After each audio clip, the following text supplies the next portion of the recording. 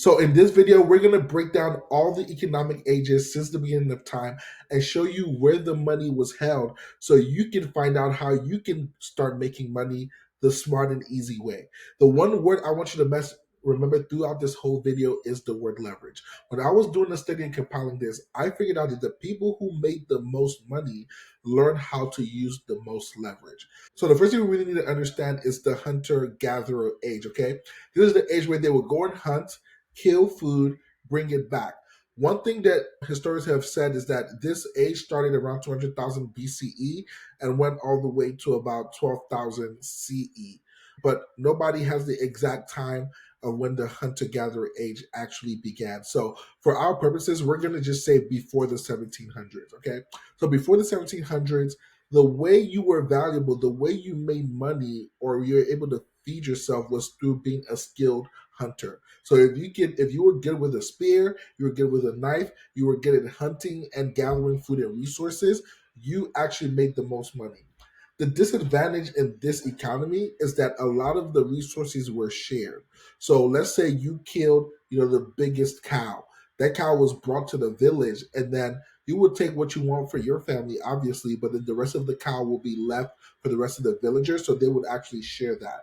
So the skilled hunter gatherers weren't rewarded in a monetary sense, but they became kind of the royalty. They became the upper echelon of the society. So the strongest people, the most skilled people, actually technically made the most money. Okay.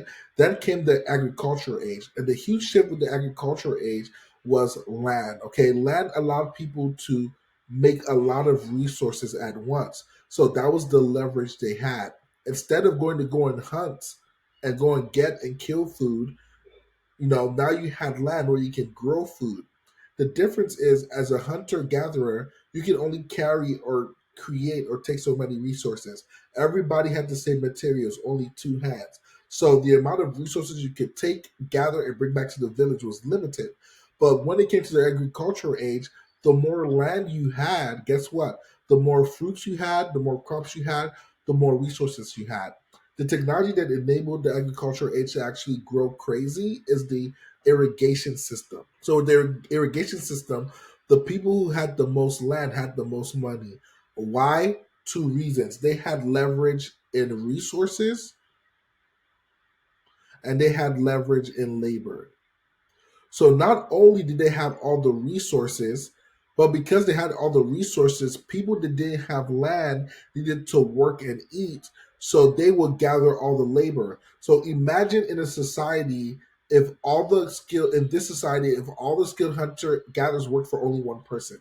That's kind of what the agricultural age was, where all the skilled people worked for the people who owned the land. You made the most money, you were the richest. That's why the word landlord came from. And the system of trade in this economy was barter. So if you were in the agricultural age, the way to make money is to acquire as much land as possible, either through buying or selling, through conquering territory, or through other means.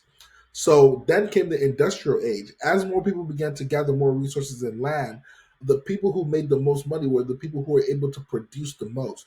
Believe it or not, the industrial age actually created what we know today as the middle class, because all the people who were laborers under the landlord system, because of the advent of technology, of factories and labor, they were able to afford some of the same luxuries that the rich were able to afford, because the price of creating those luxuries dropped. So for example, if only the richest people could get silk because it was handmade and it took ten days, now because of the industrial age, everybody could get silk because now a machine did it.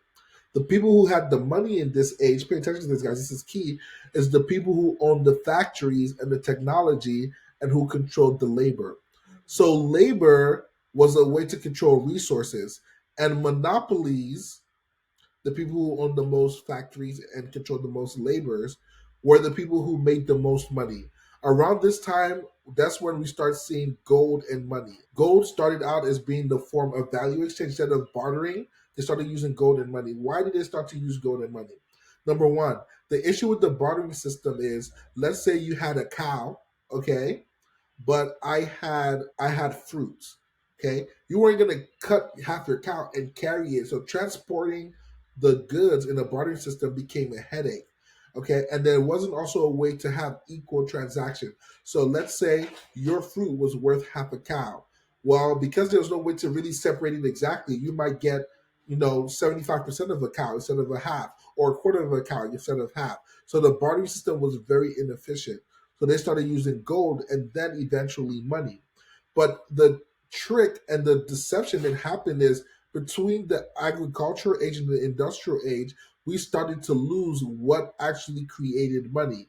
A lot of people started looking at gold and paper bills as actual money, but the real money was actually created here in a labor and distribution.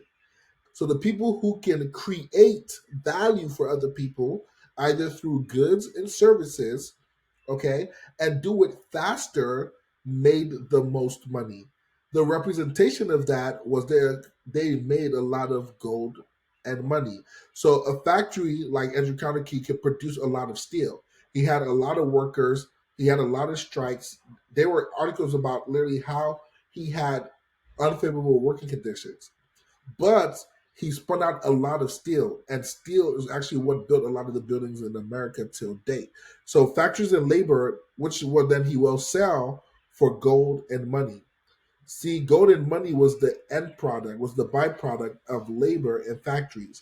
Then comes the digital age, where we are today, the 2000s to present. This is where the advent of the internet came out, and the advent of internet services came out, and the people who made the money were the people who knew how to use the internet and internet technology as a distribution system.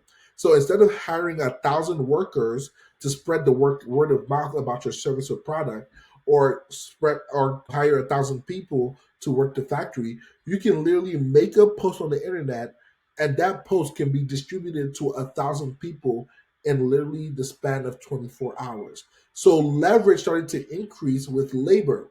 So in this age, the currency is attention and distribution. Attention and distribution. And those who had attention systems and distribution systems made the most money. And that money today is looked at in money, of course, cash, and then crypto started to come around towards 2010s, 2015s. So if you're in today's day and age, the best way to actually make money is to use the internet and internet technology to gather labor and to distribute information, to distribute technology, or how I like to do it, to distribute offers.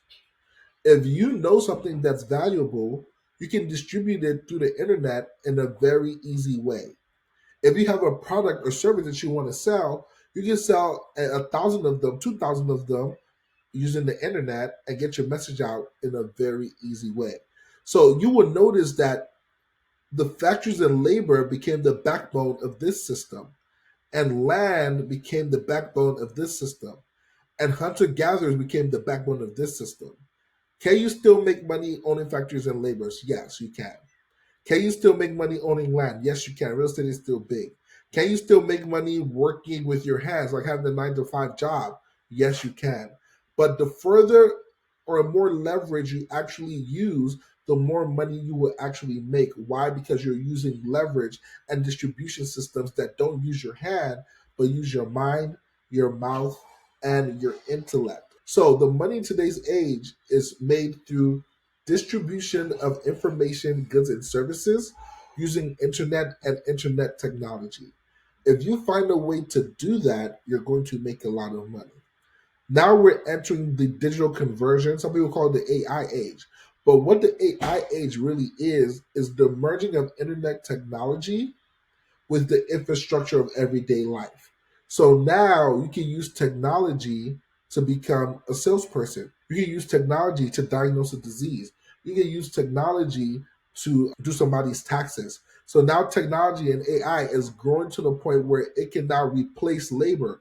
And what that's going to do is increase another point of leverage. So in the internet and internet technology age, the more you grow, you still need some employees. You need employees to manage your products.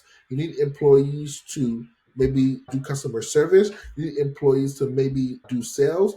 But in the digital conversion AI age, that can all be replaced by a computer. So now you can pump out labor faster, answer and reply to customers quicker, and you can spread and distribute your product in an easier, more efficient way. Again, more leverage. So the way to make money in this age is to find out how to merge and replace the labor of today with AI. So if you have a sales team, how do you replace that sales team with AI? If you have a marketing company, how do you replace that marketing company with AI? If you have copywriters, how do you replace that copywriter with AI? When you combine that with distribution, if you have doctors, how do you replace whole skilled doctors with AI? So now instead of hiring doctors at $200,000 a year, you can replace a whole doctor to diagnose issues with only AI that might cost $5,000 in chips or $5,000 in network or Wi-Fi.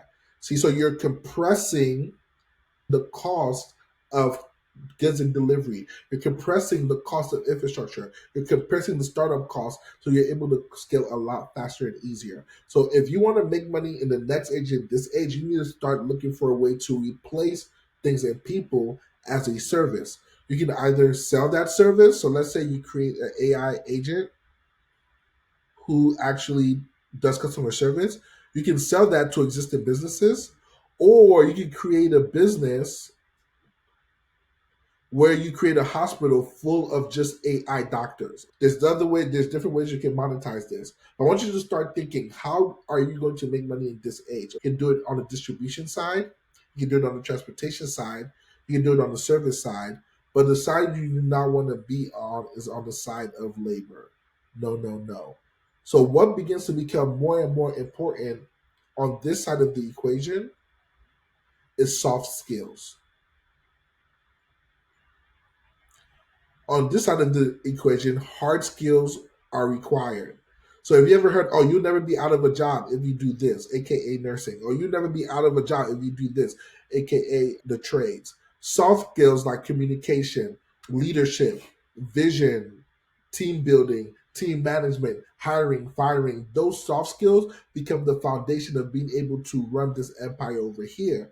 While on the left side, hard skills is where you're going to use more work and make less money. So it's up to you. That's the evolution of money. If I missed anything, you have any questions about this, drop a comment below and I will answer them.